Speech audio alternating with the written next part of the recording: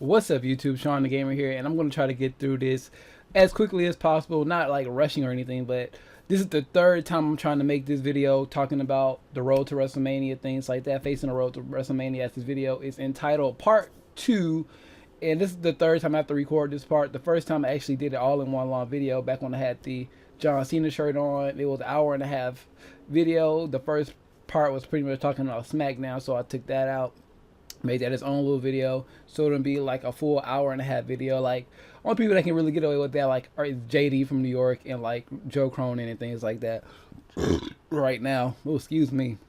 PWR show. So I'm going to try to keep this as short as possible because I talk about this for 3 times.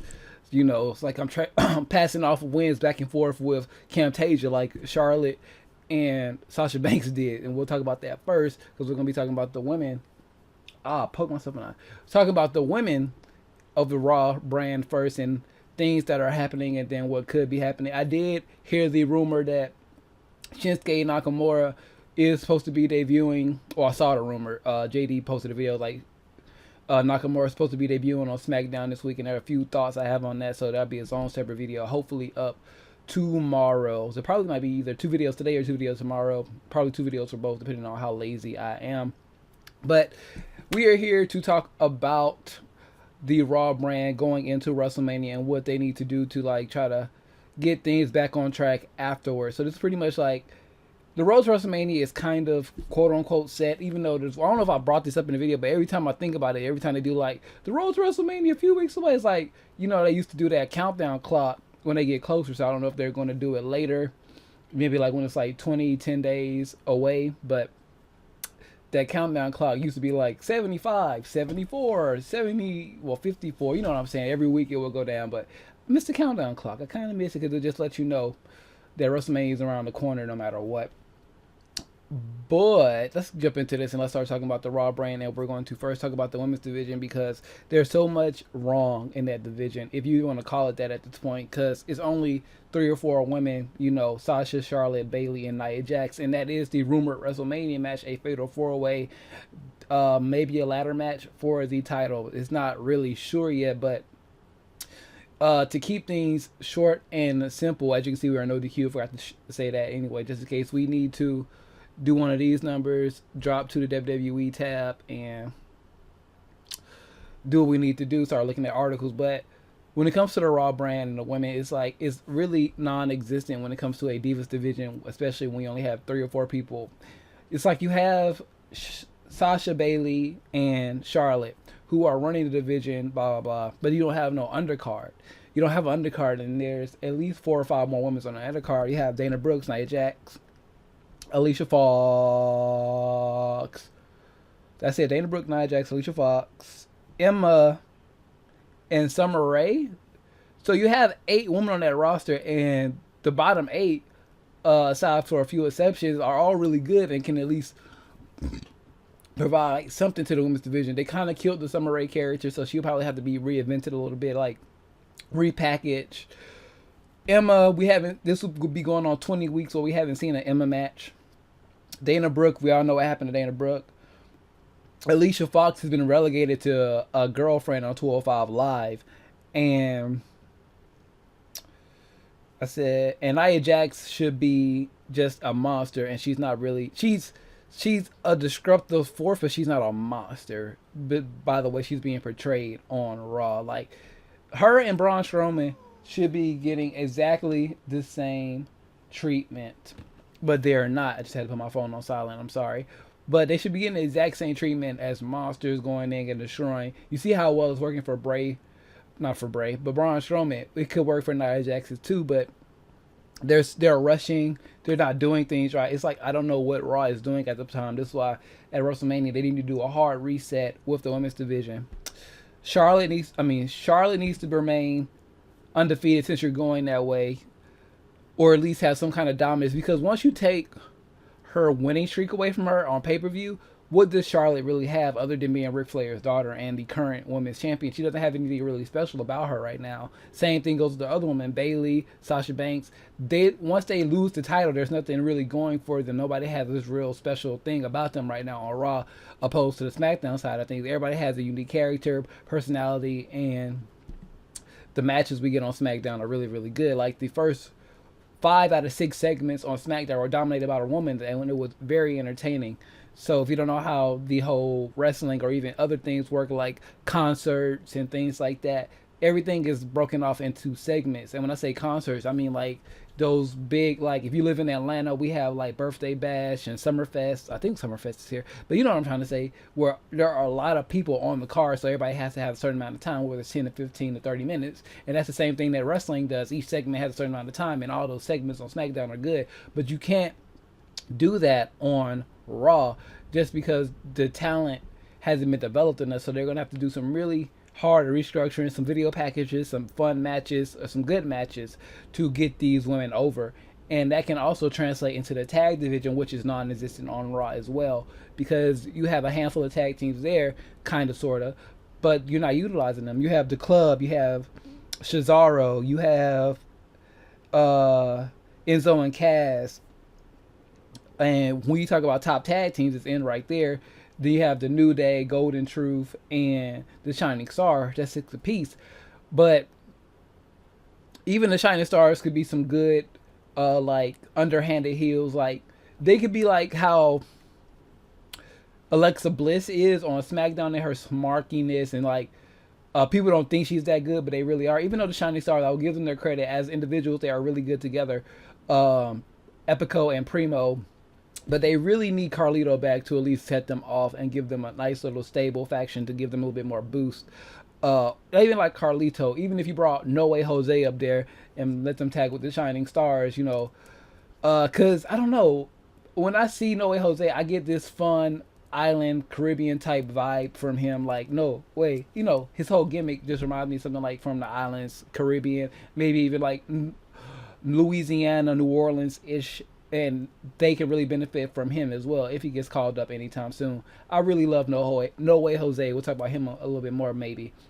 But the point is, the Raw Tag Team division needs a major rehaul as long as the women's division. And the mid-card belt, you know, the United States title main event scene for the mid-card is non-existent. You have the champion who's not even on TV. He should be back. Yeah, as you can see right here, he should be back on Raw this week, but still then he needs to defend the title, because I know SmackDown is like trying to stay more yada yada basic traditional wrestling storylines and things like that. So Naomi couldn't defend her belt in 30 days. She had to script it from her. The same thing should apply to everybody else throughout the whole company. If you can't defend the belt within a certain amount of time, you can't do it. So Jericho, even though a storyline injury, they're doing this. And Daniel Bryan kind of explained this on Talking Smack, where he was like, look, if it was any other time of year, we will give her time to recover and try to defend the belt. But since we're so close to WrestleMania season, she's not champion. She probably won't be able to defend her belt. Fingers crossed that she is going to be at WrestleMania to get her title back from Alexa Bliss at WrestleMania. But the mid-card scene on SmackDown is non-existent. I don't even say break up the New Day. If you don't, like, I never understood why they all 3 of them were in a tag team. Like, I know they want to do the whole Freebird thing and things like that, but you're going to have Xavier Woods by now be at least a 2-time United States champion, and that would be great for him, and because he's just the best thing on Raw right now. He has everything he needs to be a top guy on Raw, which he is with the New Day, but as an individual star, he has that. But they keep burying everybody like Bo Dallas, Rusev, Jinder Mahal, all those other guys in the mid-card, Titus O'Neil, which needs to be built up as credible stars on Raw. They're all jokes. They're all jokes right now to build up all these other people. So Raw is really frustrating right now. They have the talent there, Sami Zayn as well. We'll talk about that in a little bit while we start getting into predictions and theories. But as we just discussed, the main 3 divisions on Raw that aren't included in the heavyweight or cruiserweight division are all abysmal right now. The women's, the tag, and the United States title picture. They don't have an undercard that is strong. Is the problem on Raw, and that's the basic way to say it. They don't have a strong undercard because everybody that's not name value is being treated like hot garbo jobbers. So that's that.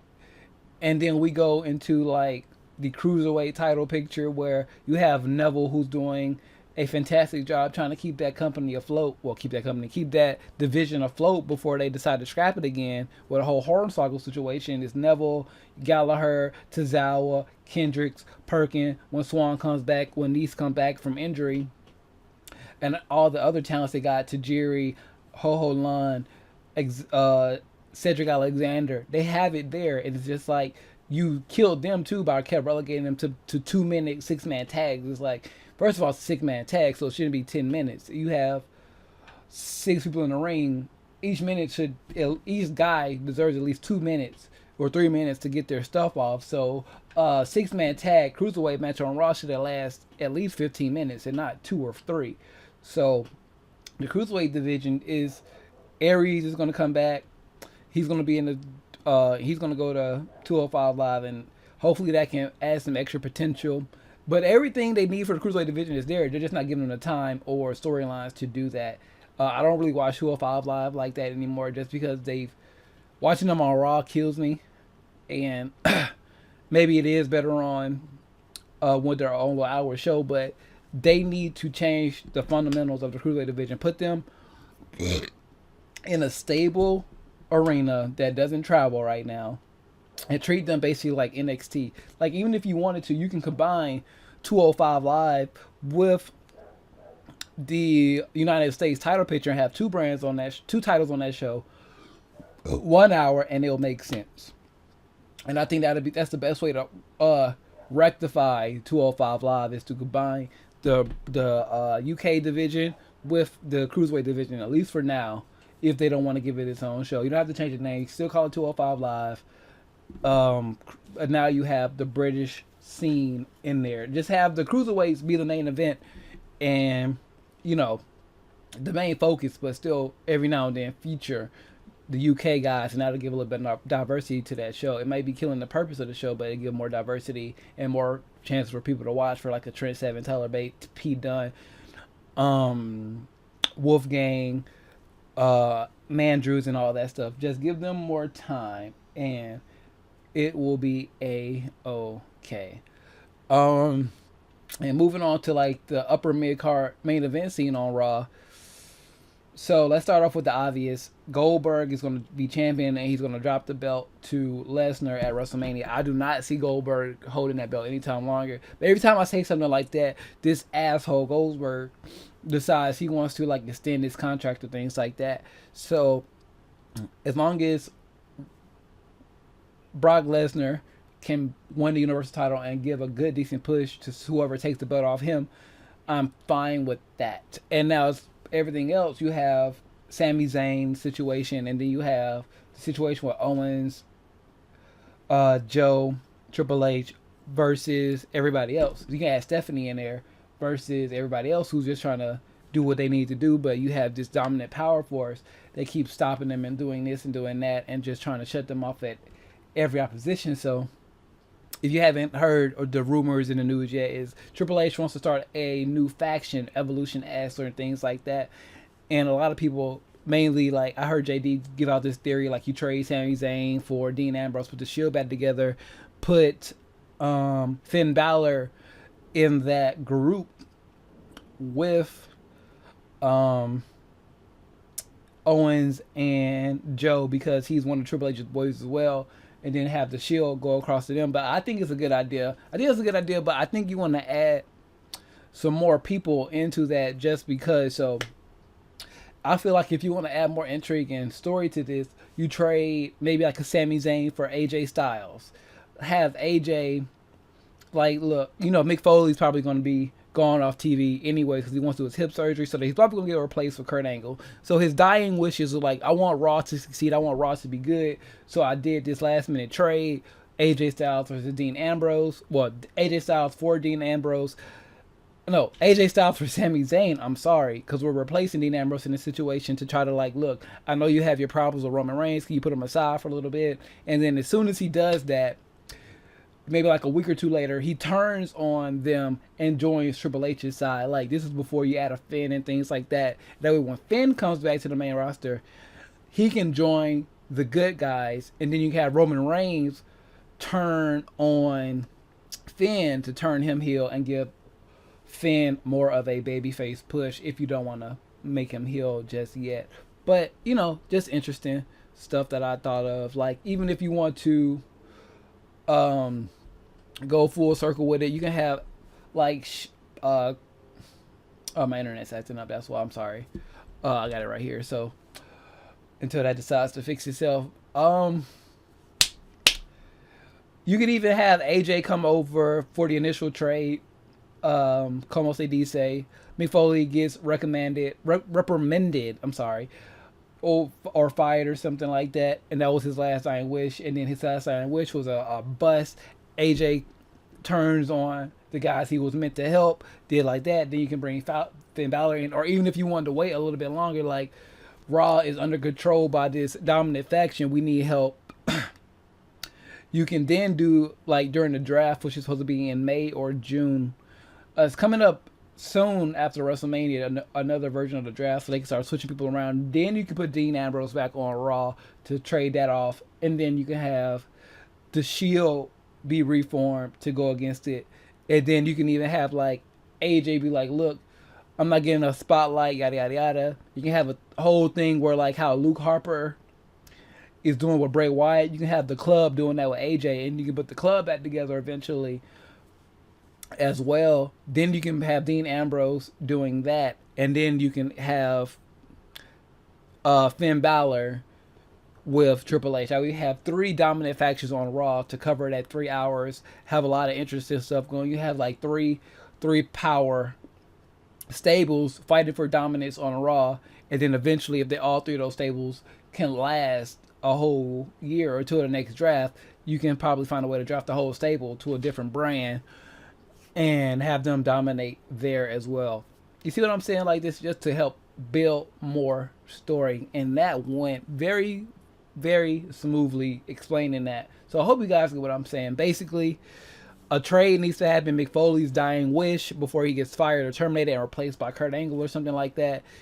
AJ comes to Raw. Sammy goes to SmackDown. Sammy can shine a lot more on SmackDown. And then AJ turns on the people he's meant to help, joins Triple H. Eventually, AJ turns on them, then joins back with the club on Raw. My leg fell asleep. Oh my gosh. Join back with the club on Raw. They can do that, and then have a third man, whether it's Finn or something, join with Triple H. I just think that's a good idea. Have 3 stables on Raw that dominates Raw for the longest. Have some type of, you can have a lot of different matches. They're all, like, at this point, it's not even about control of Raw. It's about, well, it's still about control of Raw, but like, who is the more dominant group of 3? And you can even throw the New Day in there as well. Like, look, we're the longest, we never broke up. Or, you know, we're like the longest living faction. We never broke up. We never took any breaks. We are the most dominant thing. And then you can even have, like, once the club gets back together, AJ, Gallows, and Anderson, like, no. We have history. We've dominated our, you know, us 3 and the rest of our group. We dominate all around the world. There's so many possibilities by bringing AJ over to Raw in the way that I just suggested. Leave your comments down below. And then once Seth comes back, Rollins come back, your main event picture is going to be a lot more defined and things like that. So the main problem with that scenario is that I just thought about is who's going to be the main contender to face Brock Lesnar. But like I said, I have this sneaky suspicion that you can even do it like this. So Owens loses the belt at Fastlane coming up. Lesnar wins it. All this faction war is happening, and you have like Kevin Owens like, "Hey, I never got my shot," and that way he can go in with the help of the new faction, the new Evolution S stable. He can go in, beat Brock Lesnar for the title with the help, you know, some underhanded tactics that'll get Brock. There's so many possibilities on Raw. Are they gonna do any of the ideas that I just suggested, or any of us? More popular YouTubers have suggested? Probably not, but it's just a good direction to go in. It's just to have faction warfare on Raw, because you have the time, you're going to have the bodies if you do everything I just suggested, and you just go from there. You can put Sami Zayn on SmackDown so he can get a lot more shine, a lot more credibility.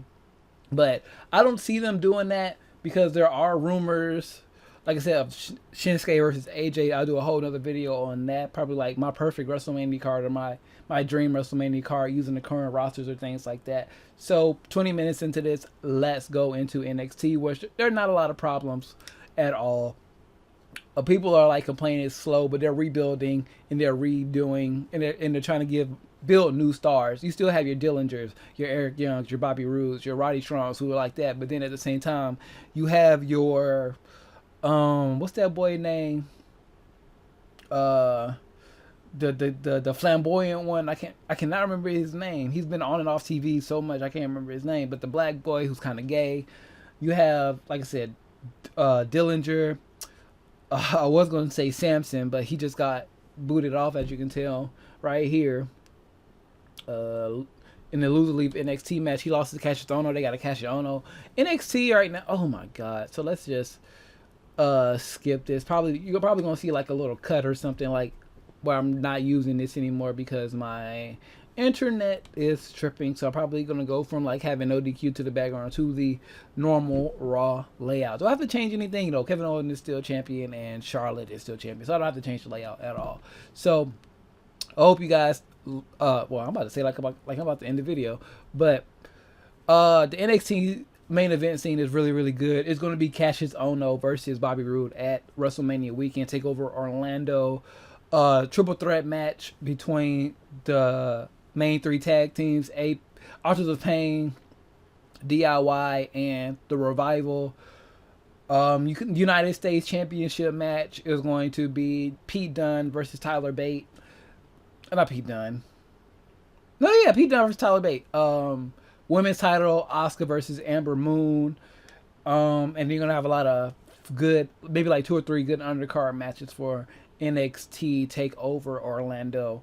I can see maybe like Riddick Moss and Tito Sanratelli versus Heavy Machinery out there just to get a nice little opening match or pre-match thing. I can see. Or even like Sanity doing something. Sanity versus Dillinger, Roddy, and Jose. I can see them doing that. And maybe even like a second women's match like Nikki Cross versus Billie Kay or something like that. Or even a triple threat match for number 1 contenderships. It can be Billie Kay versus Nikki Cross versus Liv Morgan. And you can have Nikki Cross win that match, so her first feud going into post WrestleMania season would be champion Amber Moon versus Nikki Cross, and I think that's very, very exciting. There's a lot of possibilities on NXT SmackDown. A lot of people just aren't seeing it because they're not used to it being like this. Okay, aside from the main event scene with your Nakamura's, your Rudes, your Strongs, your Onos, or Heroes, Chris Hero. What they're doing is bringing in new stars that are really, really good that a lot of people haven't heard about, or probably haven't heard about, and they're going to build the division from there. Like I said, you still have Thea Trinidad. I don't know what her contractual status is, but she is the one who played Paige in that in the documentary match for the Paige movie. No, she played AJ. Thea Trinidad played AJ Lee in that movie, and I think was it Candice DeRay or Sarah Levine? One of those two. It's either Candice or Sarah played Paige. So yeah, whoever's the one that's married to Ricochet. I believe the one that's married to Ricochet is the one doing that. I can't really remember right now. I'm sorry if my internet was not acting up. I will pull it up for you. But yeah, that's one thing. It's just a lot of possibilities on NXT throughout all the divisions. There are a lot of. I saw some of the spoilers. I skimmed over it. There are a lot of like makeshift tag teams down there that don't really have names or name value right now, kind of like NXT Performance Center talent. But I just have high hopes for NXT. Like I said, I did see a rumor about Nakamura debuting on SmackDown. You know what? Since we're here, let's talk about that. What would be the dream scenario for Nakamura to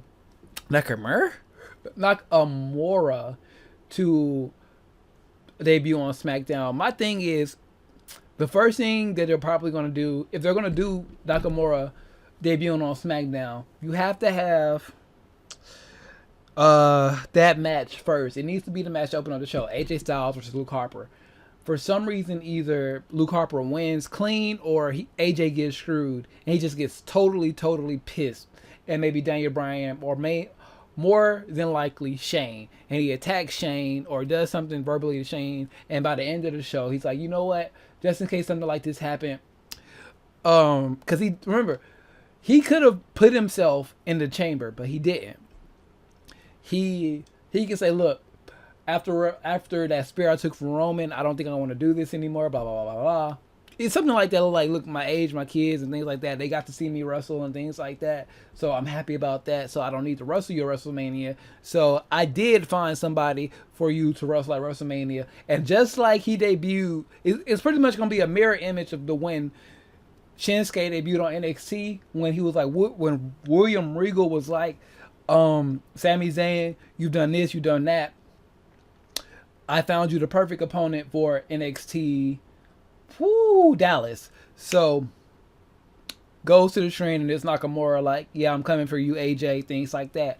And then you can have that lead up over a couple of weeks. You're gonna have his music being teased, costing AJ matches and things like that. And it's just a fun ride, because I don't think you physically need to see Shinsuke at that moment. Like, or they can fuck with AJ. They can do something like this every time AJ has a match, like midpoint or right before it starts, there's a venue of Nakamura. Or like when AJ wins a match, automatically a venue or vignette of Nakamura, and that'll be amazing. But I think that's the easiest and best way to debut Nakamura. Yeah, you can have him physically be there, but I think it'll be better. His first appearance on SmackDown should be before WrestleMania or the night after. So like AJ's talking all this stuff the night or the week before WrestleMania, and they just like, look, you haven't even showed up yet, you're scared of me, blah blah blah, and you can have a face-to-face showdown with Nakamura. I'm like, oh my god, holy shit moment, like they're face-to-face on SmackDown Live going into WrestleMania. Or we can just save that moment for Mania and then have him debut after that on that following SmackDown. Oh, I'm sorry. And I think that's about it. I think I've recovered everything again. You're talking about Raw and all its divisions and NXT and all its divisions. With a little bit of explanation behind all of them, how they need to go. So basically on Raw, after WrestleMania, there needs to be a heel Sasha Banks. There needs to be, I don't know who's going to be champion after WrestleMania, but either it's going to be Charlotte or Bayley after WrestleMania coming out as champion. Who needs to be tag team champions? Anybody but Enzo and Cass needs to be tag team champions. Even if you want to start building the club as a dominant team, that way, if they do what I said earlier with the trade, when AJ comes back, the club is tag team champion and they're a dominant team. But I can just see them letting Enzo and Cass have that belt for a long time. Well, get that belt and have it for a little while. United States champion doesn't really matter at this point, as long as they have somebody who can go in and defend the belt week by week, whether it's a Rusev, whether it's a Kevin Owens or things like that. And WrestleMania weekend, we should see Brock Lesnar emerge as your new Universal Champion. As far as NXT goes, DIY probably going to be your tag team champions. Amber Moon is going to be your women's champion. Pete Dunne is going to be your United States champion. I mean, United Kingdom's champion. I'm sorry. And that's 1, 2, 3. And Cassius Ohno might be your new NXT heavyweight champion if Bobby Roode doesn't do it. But I can see them calling on Bobby Roode really, really early to give him the belt early. let him have his WrestleMania match at NXT TakeOver, and then put him on SmackDown or Raw to continue a feud with Nakamura, so they can have a built-in continuing feud. That way they both can get shine before they break off into separate things, or just keep him on NXT as the face of NXT. So it all depends on will we find out about Bobby Roode and their plans for him going into WrestleMania weekend. But I can honestly see Cassius Ohno beating Bobby Roode to be the new face of NXT. Chris Hero, beloved indie darling, if you don't know, or should I say Cassius Ohno, formerly known as Chris Hero in the independent scene. He's a darling. He's like Daniel Bryan, CM Punk-esque level. He used to have a tag team with CM Punk. And I can just see them doing that. As far as the Cruiserweight title, either they're going to let Neville have a nice long run, or it's the age of Aries. So, leave your comments down below on everything that I've talked about in this video, and more. If you have any other ideas or suggestions on how you want to see some of these storylines for each division take place, whether it's the tag team on Raw, the tag team on NXT, the women's division, the Cruiserweight division, the UK title picture, anything. If you have your own ideas and suggestions about that, let me know. If you do know insider information from wrestling dirt sheets like No DQ, please use spoiler tags down there as well. If you're new to the channel, please hit that like button. I always show you report if you did like the video. Of course, if you didn't, I wouldn't mind you giving it a dislike. That way I know where to improve on. Subscribe if you're new here, and hit the notification to always know when a new video is going live. Share this video with your friends so they can get in on the discussion as well. And I think my voice is going. Whew.